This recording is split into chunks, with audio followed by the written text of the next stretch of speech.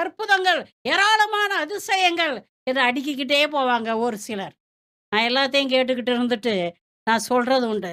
சகோதரா, 1000 ஊழியங்களுக்கு கடந்து சென்று, ஒரு ஆத்துமாவ கூட உன்னால ஆதாயப்படுத்த முடியலைனாக்கும், என்ன பயன்?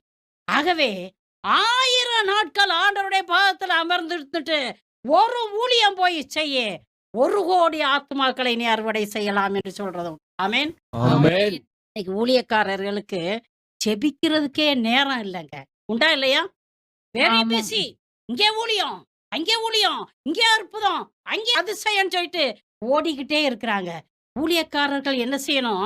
உன் வழியாக நீ ஆசீர்வாத வாய்க்காலாக இருக்க விரும்புகிறாய் என்றால், ஆண்டவருடைய பாதத்துல நீ அமர்ந்தே தீரணும். உனக்கு ஜெபிக்கிறதுக்கு டைம் இல்லைனாக்கும், நீ ஊழியம் செய்யாதே. நீ ஊழியம் செய்யறதுக்கு தகுதியற்றவன் என்பதை சின்னமாக அறிந்து கொள். Praise the Lord.